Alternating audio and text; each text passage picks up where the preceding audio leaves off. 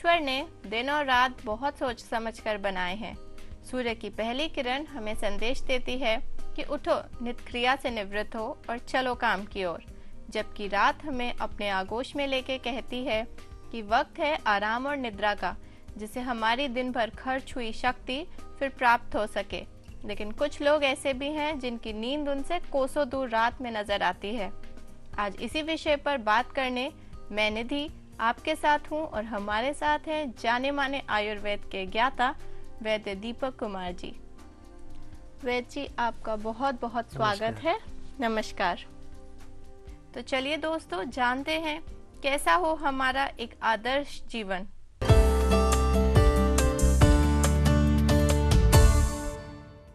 तो वैद्य जी, आज की जिंदगी में सब भागम भाग है, लोग भाग रहे हैं, कोई कार्य के पीछे, कोई काम की वजह से, सबके अपने अपने अलग कारण हैं।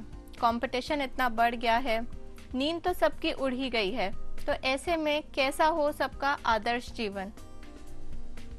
निधि जी, जब से हमने सादा जीवन उच्च विचार इस धारणा से दूर हम हुए, तभी से हम लोग परेशान हैं। बचपन में मैंने एक कहानी छोटी सी पढ़ी थी जो आज मुझे आपकी बात पे याद आ गई। एक कुम्हार स्टेशन के बाहर अपने घड़े बेच रहा था। गर्मियों का समय था, लेकिन वो सो रहा था। एक अंग्रेज आया, उसने उसको कहा उठा करके, कहने लगे भैया उठ, इस तरह घड़े बेचते हैं। उसने कहा कैसे बेचते हैं? उसने कहा आवाज़ लगा, लोग घड़े बेच ले लो, गर्मियों का समय है। उसने कहा इससे क्या होगा? कहने लगे तेरी आमदनी बढ़ेगी। कहने लगे उससे क्या होगा? कहने लगे तेरी आमदनी बढ़ेगी तो तेरा अपना मकान होगा। कहने लगे उससे क्या होगा? कहने लगे मकान होगा तो तू चैन की नींद सोएगा। उसने कहा वो तो मैं अब भी सो रहा था, तो मुझे क्यों डिस्टर्ब किया? तो ज़बरदस्ती लोगों ने अपने दिमाग में एक तनाव पाल लिया। दूसरा, हम भौतिकता की तरफ ज़रूरत से ज़्यादा भाग गए। हर आदमी बिना मतलब के परेशान है, जबकि वो खुद सोचे उस परेशानी का कोई बहुत बड़ा कारण नहीं होता। पड़ोसी के यहाँ यदि कार आ गई, हम इस बात से परेशान रहते हैं कि हमारे यहाँ कार क्यों नहीं आई, इसके यहाँ कार आ गई। लेकिन हम ये नहीं सोचते कि कभी वो कार इमरजेंसी में हमारे भी काम आ सकती है। तो हम लोग अपने सुख से जो हमें भगवान ने दिया है उसके बारे में नहीं सोचते, दूसरे के बारे में ज़्यादा सोच कर परेशान हो रखे हैं। इस परेशानी के कारण हमारे दिमाग में जो बिना मतलब का एक तनाव हो गया, उसके कारण ब्लड प्रेशर कम या ज़्यादा होने लगा, लीवर फंक्शन वो डिसऑर्डर होने लगे, भूख प्यास वो कम हुई और निद्रा देवी हमसे इस कारण रूठ गई। तो ये छोटी छोटी बातें हैं जिनके कारण हम बिना मतलब परेशान हैं और निद्रा देवी से दूर हैं। तो वैद्य जी, ये तो आपने बताया कि हमें अनिद्रा हो जाती है और हो रही है आजकल। तो कब पता चले किसी इंसान को कि उसको अनिद्रा की बीमारी हुई है? क्या उसके लक्षण हैं? कभी कभी आदमी दिन भर में 2 घंटे सोता है और कभी कभी कोई आदमी दिन भर में 10 घंटे सोता है। तो हर एक का क्राइटेरिया हर एक के लिए अलग है। यदि वो 2 घंटे सोने के बाद अपने आप को फ्रेश महसूस करे, उसके पाचन तंत्र ठीक हैं, उसको उबासियाँ नहीं आ रही, शरीर नहीं टूट रहा, सिर भारी नहीं है, तो इसका मतलब है कि उसको 2 घंटे की नींद उसके शरीर के हिसाब से सफिशिएंट है। लेकिन कभी कभी हम सोने के पश्चात जब उठते हैं, हमारा शरीर टूटने लगे, हमारे शरीर में काम करने की शक्ति का अभाव हो, सिर भारी हो, जिमाहियाँ बहुत आती हों, तो ये मान के चलते हैं कि नींद हमारी पूरी नहीं हुई या पूरी गहरी नींद हम नहीं सो पाए। और जब इस तरह की दिक्कत होती है, कई बार रात्रि में 2-2, 3-3 बजे तक आदमी जागते रहते हैं और उनको निद्रा नहीं आई, तो इन लक्षणों को मान करके हम ये चलते हैं कि इसको अनिद्रा की शिकायत है। और इस बीमारी के बाद चिड़चिड़ाहट, बिना मतलब का तनाव शरीर में बढ़ने लगता है। ये कुछ मुख्य कारण लक्षण इसके हैं। इस पर हम चर्चा जारी रखेंगे। फिलहाल एक कॉलर जुड़ चुके हैं, तो आइए जानते हैं उनकी क्या समस्या है। जी हेलो। हेलो जी, अपना नाम बताइए। जी, मैं राहुल भारद्वाज बोल रहा हूँ मुजफ्फरनगर से। जी, बताइए अपना सवाल। डॉक्टर साहब नमस्कार। भाई साहब प्रणाम। डॉक्टर साहब, मुझे मतलब नाक में मेरी जो है वो मांस बड़ा हुआ है। मैंने एक्सरे कराया था नाक का अपनी। जी। तो डॉक्टर ने बताया कि आपको साइनोसाइटिस है और जी। आपकी नाक का मांस या हड्डी वगैरह बढ़ी हुई है, जी तो आपको उसका ऑपरेशन कराना पड़ेगा। राहुल जी, इसकी वजह से मुझे सिर में दर्द रहता है और मुझे मतलब सांस भी लेने में थोड़ी दिक्कत होती है। ठीक, इसके लिए मैं आपको कहूँगा कि आपको ऑपरेशन की ज़रूरत नहीं पड़ेगी। आप एक बार मेरे को ज़रूर दिखाएं, और जब तक आप मेरे पास ना आ सके मैं आपको 2-3 प्रयोग बताता हूँ। मैं पहले भी कई बार कहा, पथ्यादिक्वाथ इसका सेवन करें। हड्डी बढ़ रही है अलग चीज़ है, लेकिन नाक जो पॉलिप फूल जाते हैं वो थोड़ा कम होंगे। सरसों का तेल जितना गर्म आप सहन कर सकें उतना गर्म, दिन में 1 या 2 बार दोनों नसिका में 3-3, 4-4 बूंद जरूर डालें। इससे आपको बहुत लाभ होगा। साथ ही साथ आप कफ केतु रस और सितारी, इन दोनों की 2-2 गोली दिन में 2 बार सेवन करें गुनगुने जल के साथ, आपको बहुत लाभ मिलेगा। और एक आयुर्वेद की बहुत प्रसिद्ध दवा है चित्रखरीद की, थोड़ी सी खाने में कड़वी है लेकिन गुणी बहुत है। आप चित्रखरीद की 1-1 चम्मच दिन में 2 बार जरूर लें, और साथ ही साथ ठंडी हवा से ज़रूर बचें। कई बार ऐसा होता है कि हम दिन भर तो परहेज करते हैं और बच के रहते हैं, लेकिन 10-15 मिनट के लिए हम मोटरसाइकिल या स्कूटर से जा रहे हैं, ठंडी हवा हमारी नाक के अंदर लगे, तब ये दिक्कत बन जाती है।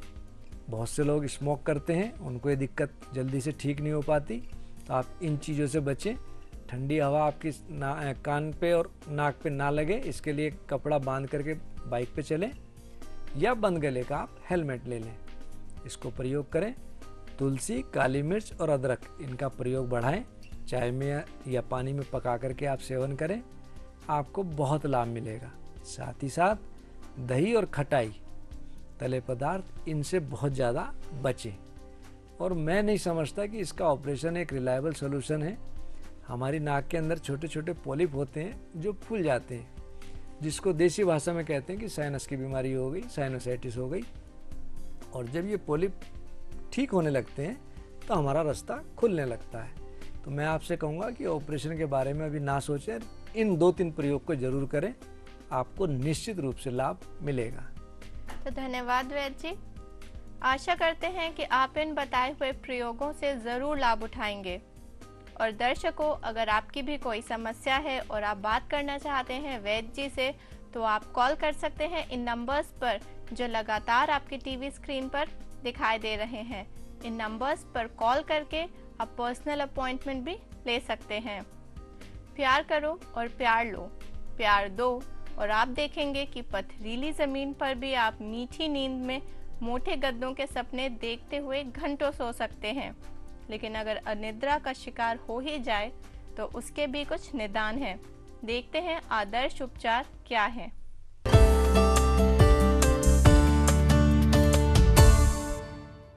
तो वैद्य जी, क्या है आदर्श उपचार अनिद्रा के? अनिद्रा यदि हमें उच्च रक्तदाब, हाई बीपी के कारण हो तो हमें बीपी का इलाज जरूर करना चाहिए। दूसरा, घर के अंदर जब आप जाएं तो बाहर की बिजनेस की या सर्विस की टेंशन घर के बाहर ही छोड़ करके आप अंदर घर में घुसें।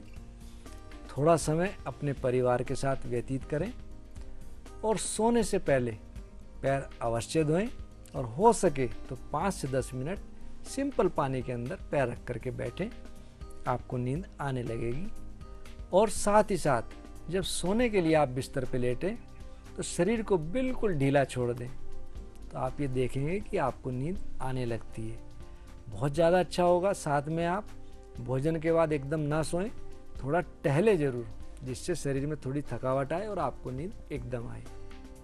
और वैसे भी जाही नींद नहीं आवे वे नर रहे उदास, भांग भून तलवा मिले निंदिया आए पास। ये छोटा सा प्रयोग, जिनको नींद नहीं आती, वैसे तो इस प्रयोग से आ ही जाएगी। और बहुत से लोग नींद के लिए नशे का इस्तेमाल करने लगते हैं, शराब का या नशीली दवाइयों का। आपको मैं एक छोटी सी बात कहूँगा कि इन चीज़ों से ज़रूर बचें, क्योंकि इनसे फ़ायदे तो नहीं लेकिन नुकसान बहुत है। फ़ायदे में तो ये है कि हमें आज नींद आ जाएगी, नुकसान में ये है कि नींद हमारी भागेगी और हमारी जितने भी हमारे शरीर के ऑर्गन्स हैं वो वीक पड़ेंगे। इसलिए इन चीज़ों से बचें। नशीली कोई भी चीज़ प्रयोग ना करें। सिंपल सिंपल 2-4 जो मैं आपको प्रयोग बता रहा हूँ उनको करें। मुक्ता शुक्ति दो रत्ती, भेष सांग दधिसार, दधिसार मतलब मक्खन। मुक्ता शुक्ति दो रत्ती 250 मिलीग्राम, भेष जांग दधिसार, चवन प्राश या शहद संग, मिलता लाभ अपार। ये छोटे छोटे प्रयोग हैं, इनको करें, आपको बहुत लाभ मिलेगा। एक आयुर्वेद की दवा है निंद्रोदय रस। जब कभी बहुत ज़्यादा नींद ना आ रही हो तब इसको प्रयोग करें। निंद्रोदय रस लाभ कर, सायंकाल सुकाल, गो दुग्ध का अनुपान है, मिले लाभ तत्काल। आप ये प्रयोग कर लें। और मैं फिर भी आपसे कहूँगा कि नींद लाने के लिए आप घूमें, थोड़ा परिश्रम करें, थोड़ा व्यायाम जरूर करें और दिन भर में तनाव को अपने घर से बाहर छोड़ करके घर में घुसें। जी बिल्कुल, जैसे आपने कहा छोटे छोटे तो हैं लेकिन काफ़ी सरल उपचार हैं। तो आशा करते हैं कि दर्शक इससे ज़रूर फ़ायदा उठाएंगे। अभी आपने देखे कि क्यों और कैसे अनिद्रा हमारे शरीर और मन को परेशान करती है। और कहते हैं कि सोने की गोलियां, नाम तो है सोना, लेकिन ये लंबे समय में कुछ भी नहीं देती हैं। तो अभी बहुत कुछ बाकी है, जाइएगा नहीं, लेते हैं एक छोटा सा ब्रेक।